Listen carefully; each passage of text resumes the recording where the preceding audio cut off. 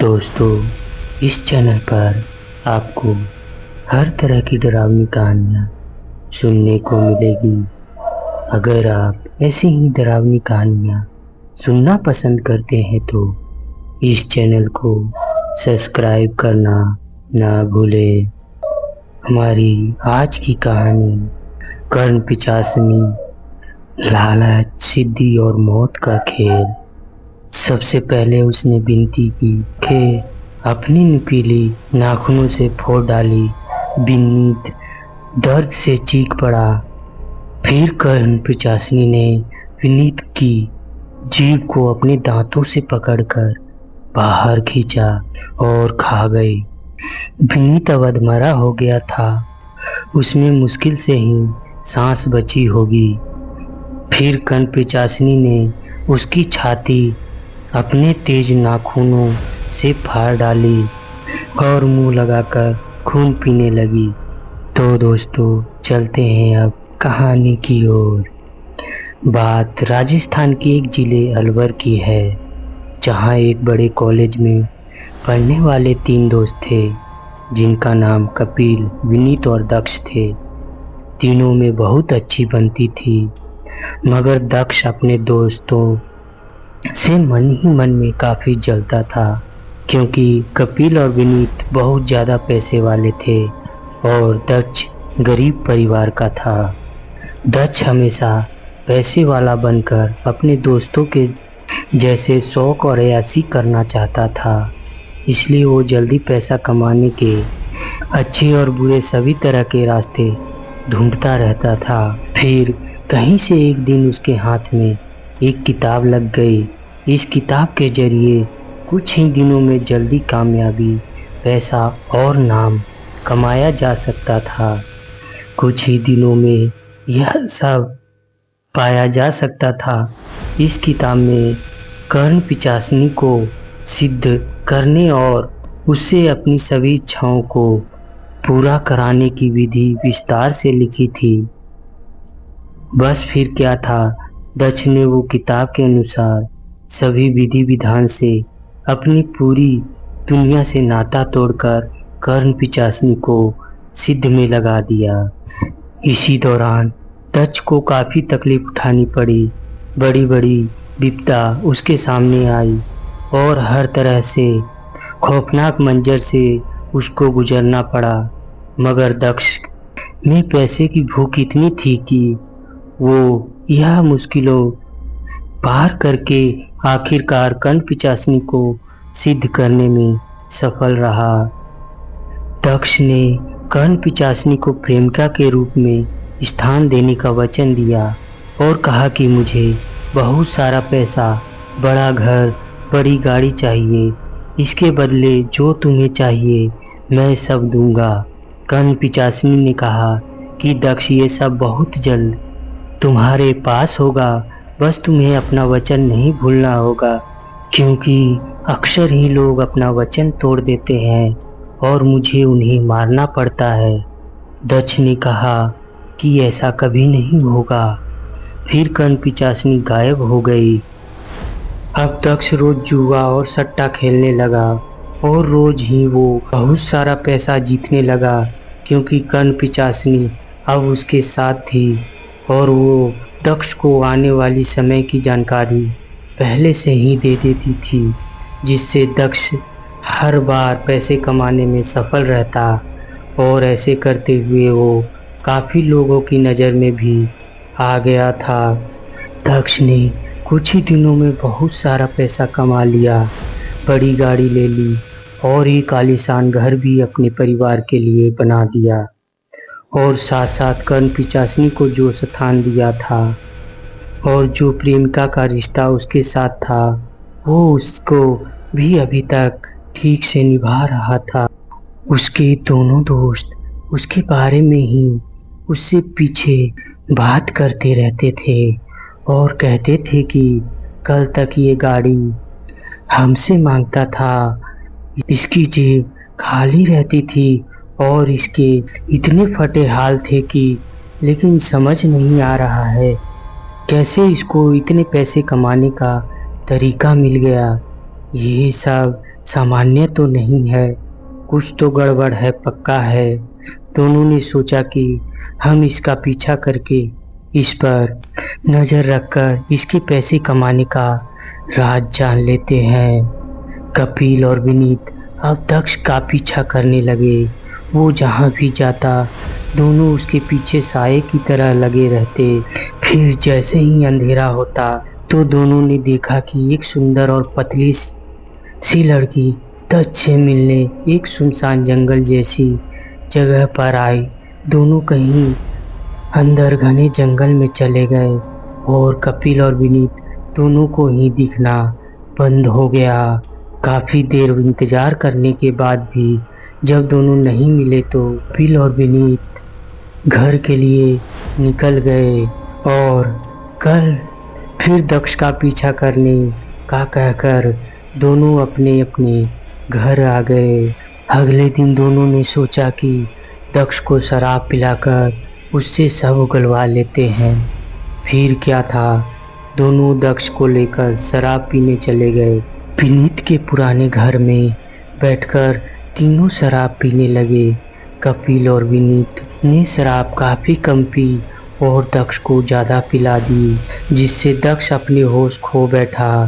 फिर उसने कपिल और विनीत को अपनी कर्ण पिचासनी वाली सारी बातें बता डाली, जिससे कपिल और विनीत डर गए और हैरानी से दक्ष को और फिर एक दूसरे को देखने लगे।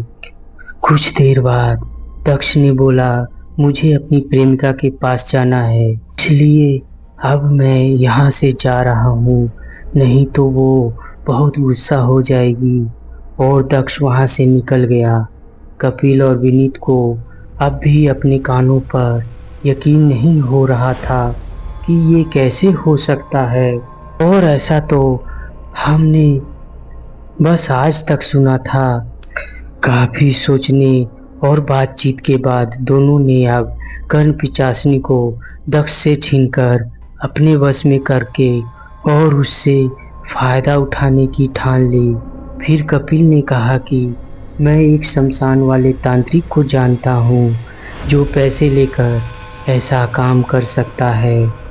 दोनों अगले ही दिन सुबह तांत्रिक बाबा के यहाँ शमशान में जा पहुँचे, जहाँ सारी बात सुनकर तांत्रिक बाबा बोले कि ये बहुत जान जोखिम का काम है, इसमें किसी की भी जान जा सकती है, इसलिए मैं इसका खर्च भी ज़्यादा लूँगा और सारा पैसा मुझे काम शुरू होने से पहले चाहिए। विनीत पहले तो तैयार नहीं हुआ, फिर कपिल ने विनीत को मना लिया। अगले ही दिन दोनों घर से 1,25,000 रुपए लेकर तांत्रिक को दे दिए। तांत्रिक ने दोनों को शमशान में बने छोटे से कमरे में ले जाकर सारी बात बताने लगा कि कर्ण पिचासनी को घोर साधना से सिद्धि किया जा सकता है। दक्ष ने कड़ी लगन से कर्ण पिचासनी को प्रसन्न किया है और अपने सभी काम उससे ही कराए हैं। तुम लोग उसको साधना से प्राप्त नहीं कर सकते, क्योंकि ये काम अत्यंत कठिन होने के साथ साथ जान के जोखिम का भी है, इसलिए मैं उसको 10 से छीनकर तुम्हें दे सकता हूँ। फिर वो तुम्हारे सभी काम कर सकती है और अपनी पूरी कोशिश करूँगा कि वो तुम्हारी सभी इच्छाएं पूरी करने पर मजबूर हो जाए, मगर तुम्हें पहले दक्ष को कर्ण पिचासनी से दूर करना पड़ेगा, जिसके लिए कल शाम से ही हमें कुछ तांत्रिक क्रियाएं करके कर्ण पिचासनी को काबू करने के लिए तैयारी करनी पड़ेगी। और यहाँ तक भी हो सकता है कि दक्ष की जान भी चली जाए। कपिल और विनीत दोनों दक्ष की जान जाने वाली बात सुनकर हिचकिचाए नहीं और तांत्रिक से तंत्र की तैयारी करने के लिए कहकर वहां से निकल गए। अगले दिन शाम को कपिल और विनीत पहले तांत्रिक से मिलने गए, जहां उसने तांत्रिक की पूरी तैयारी कर रखी थी। फिर वो तांत्रिक ने दक्ष को लाने को बोलकर वहां से निकल गए। दक्ष अपने घर पर अपने परिवार के साथ था जब कपिल और विनीत वहां आए और दक्ष को अपनी गाड़ी में लेकर पहले तो विनीत के पुराने घर गए, जहां तीनों ने थोड़ी शराब पी। फिर शराब खत्म होने का बहाना बनाकर दक्ष को गाड़ी में लेकर शमशान आ गए, जहां तांत्रिक अपनी पूरी तैयारी के साथ दक्ष का इंतजार कर रहा था। दक्ष को नशा कम था, इसलिए वो आसानी से समझ पा रहा था कि यहाँ बहुत गड़बड़ है, और इसी गड़बड़ का संदेह उसके कानों में कर्ण पिचासनी ने कपिल और विनीत के साथ जाते हुए दिया था। इसी संदेश को दक्ष अनदेखा करके उसकी गाड़ी में बैठ गया था। दक्ष ने कपिल और विनीत से कई सवाल पूछे, लेकिन उन्होंने कुछ नहीं बोला। तुम लोग मुझे यहाँ क्यों लेकर आए हो, और यह तांत्रिक जैसा कौन है? इन सवालों का जवाब देना कपिल और विनीत ने जरूरी नहीं समझा, और अगले ही पल से तांत्रिक ने दक्ष पर मंत्र पढ़कर राख फेंक दी, जिससे दक्ष खड़े खड़े गिर गया। और फिर कपिल और विनीत ने दक्ष को तांत्रिक ने जो धूनी जलाया था वहीं लेटा दिया। अब तांत्रिक ने कहा, मैं जल्दी से सारी क्रियाएं कर देता हूँ, फिर हम इसकी प्रेमिका यानी कर्ण पिचासनी से निपट लेंगे। तांत्रिक ने सभी क्रियाएं करने के बाद फिर मंत्र पढ़कर नमक और हल्दी से एक सुरक्षा घेरा अपना बनाया और दूसरा सुरक्षा घेरा दक्ष, कपिल और विनीत के लिए बना दिया, जिसमें दक्ष बेहोश लेटा था। कपिल और विनीत उसी घेरे में बैठे थे। पेड़ों पर सरसराहट होने लगी। तभी तांत्रिक ने कपिल और विनीत को सचेत किया कि कर्ण पिचासनी आसपास ही है। जानवरों के शोर जैसे कुछ आवाजें साफ सुनाई देने लगी। मौसम में ठंडक अचानक से काफी बढ़ गई। कुछ भी सामान्य नहीं रहा था, जिससे कपिल और विनीत डरने लगे। मगर तांत्रिक ने उसकी हिम्मत बांधी और कहा कि जब तक इस सुरक्षित घेरे में तुम दोनों हो, तब तक कोई भी कर्ण पिचासनी तुम्हारा कुछ नहीं बिगाड़ सकती। इसलिए निश्चिंत हो जाओ और सारा ध्यान यहाँ मेरे मंत्रों में लगाओ, जिससे कर्ण पिचासनी की शक्ति कमजोर हो जाएगी और हम उसको वश करने में कामयाब हो जाएंगे। कुछ ही देर में कर्ण पिचासनी सबके सामने आ गई। यह बहुत ही सुंदर दिख रही थी, जिससे कपिल और विनीत उस पर मोहित हो गए थे और उसके पास जाना चाहते थे। मगर अगले ही पल तांत्रिक ने उन दोनों को रोका और कहा कि ये कर्ण पिचासनी का मायावी खेल है। ये खेल तुम्हें फंसाने के लिए रचा है। अपने होश में रहो और मंत्रों का ध्यान दो। ये सभी हमारे वश में होगी, फिर इससे हमें कोई खतरा नहीं होगा। कर्ण पिचासनी दक्ष को देखे जा रही थी। फिर उसने जोर जोर से दक्ष का नाम लेना शुरू कर दिया, मगर दक्ष नहीं उठा। उधर तांत्रिक ने अपने घेरे से ही खड़े होकर एक धारदार बड़ा चाकू कपिल और विनीत की तरफ फेंका। दोनों को दक्ष का गला काटने को कहा। फिर विनीत ने चाकू उठा लिया और कपिल दक्ष की छाती पर बैठ गया। तांत्रिक ने कहा कि बोल कर्ण पिचासनी, मेरे बस में आने का वचन दे रही है, क्या तेरी प्रेमी दक्ष का गला अभी काट दे हम? कर्ण पिचासनी बोली कि मैं दक्ष को यहाँ से जिंदा लेकर जाऊंगी, मगर पहले तुम तीनों का खून पीऊंगी और तुम्हारी आत्मा से भी गुलामी कराऊंगी। सोच लो, तुम अभी भी समय है। मगर तांत्रिक नहीं माना। उसने कहा कि मार डालो इसके प्रेमी को और रुकना मत, चाहे जो हो जाए। विनीत चाकू लेकर उसके गले की तरफ बढ़ा, मगर देखा तो विनीत की माँ ने सामने खड़े होकर उसको आवाज़ दी और कहा कि विनीत, यह क्या कर रहा है तू? अपने दोस्त को मार रहा है, चल चाकू फेंक कर मेरे साथ चल यहाँ से। यह सुनकर विनीत ने जल्दी से चाकू सुरक्षा घेरे से बाहर फेंक दिया। विनीत बोला कि मेरी माँ इसको मारने से मना कर रही है, इसलिए मैं इसको नहीं मारूंगा। और विनीत उठकर बाहर कदम रखने ही वाला था कि तांत्रिक ने विनीत से कहा, विनीत ये सब भ्रम है, ऐसा कुछ नहीं हो रहा है। इस कर्ण पिचासिनी ने दक्ष को बचाने के लिए ऐसा किया है। अब भी कर्ण पिचासिनी दक्ष को आवाज दिए जा रही थी। तांत्रिक ने कहा कि यह नोकीला सरिया इसके मुंह में डाल दो और जल्दी से खत्म कर दो, क्योंकि यह कर्ण पिचासिनी तो हमारी बात मानने वाली नहीं है।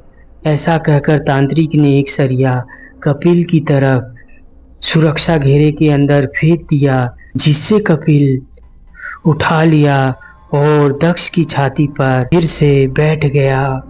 कर्ण पिचासिनी ने अपनी पूरी ताकत से दक्ष को पुकारा, जिससे दक्ष की आंखें एकदम खुल गई और उसने अपनी छाती पर बैठे कपिल को उछालकर सुरक्षित घेरे से बाहर फेंक दिया।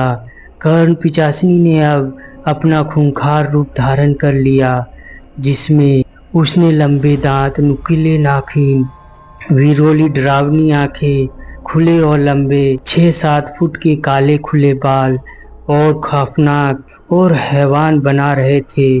फिर वो अगले ही पल भूखी बाघिन की तरह लपककर कपिल की गर्दन पर अपने लंबे और नुकीले दांत गाड़ दिए और उसकी सांस की नली फाड़ दी, जिससे वो लंबी लंबी सिसकियां लेने लगा और खून का फव्वारा उसकी गर्दन से बहने लगा। यह मंजर किसी का भी दिल दहला सकता था और ऐसा ही हुआ। विनीत भी सुरक्षा घेरे से निकलकर शमशान के बाहर भागने लगा। तांत्रिक ने उसको अपनी सुरक्षा घेरे में आने को कहा भी, मगर जैसे वो अपनी सुध बुध खो बैठा हो या उस मौत के खौफनाक मंजर ने उसकी सारी हिम्मत खत्म कर दी हो। वो इस तरह होशा हवास में नहीं था कि विनीत शमशान में बस 15 मीटर की सुरक्षा घेरे से आगे गया होगा। उतने में ही कर्ण पिचासिनी अब तक उस पर झपट पड़ी। सबसे पहले उसने विनीत की आंखें नुकीली नाखून से फोड़ डाली। विनीत दर्द से चीख पड़ा। फिर कर्ण पिचासिनी ने विनीत की जीभ को अपने दांतों से पकड़कर बाहर खींचा और खा गई। विनीत अब अधमरा हो गया था। उसने मुश्किल से ही कोई सांस बची होगी। फिर कर्ण पिचासिनी ने उसकी छाती अपने तेज नुकीले नाखून से फाड़ डाली और सच में छाती में अपनी लंबी जीभ डालकर और अपना मुंह लगाकर उसका खून पीने लगी। कपिल और विनीत दोनों मर चुके थे। तांत्रिक वहां से भाग गया और अपने कमरे में सुरक्षा घेरा बनाकर मंत्रों का जाप करने लगा। दक्ष ठीक था। उसने कर्ण पिचासिनी को वहां से चलने को कहा और दोनों वहां निकलकर फिर से अपनी दुनिया में जीने लगे। अगले ही दिन जब तांत्रिक अपने कमरे से सबके बुलाने पर भी नहीं निकला तो दरवाज़ा तोड़ा गया और सबने देखा कि तांत्रिक पागल हो गया है। उसके बाद तांत्रिक का पूरा जीवन पागल खाने में ही गुजरा। हमारा उद्देश्य अंधविश्वास को बढ़ाना नहीं है। हमारा उद्देश्य तो ऐसे विचित्र, अकल्पनीय, अद्भुत और रोमांचकारी और डरावनी घटनाओं और अनुभवों को आप लोगों तक पहुंचाना है, जिससे आप लोगों का शुद्ध मनोरंजन हो और लोग अपने अनुभव इस मंच पर साझा करें। दोस्तों, आपको कहानी कैसी लगी? अच्छी लगी हो तो को लाइक करें और चैनल को सब्सक्राइब करें, ताकि हम आपके लिए ऐसे ही डरावनी कहानियाँ लेकर आते रहें।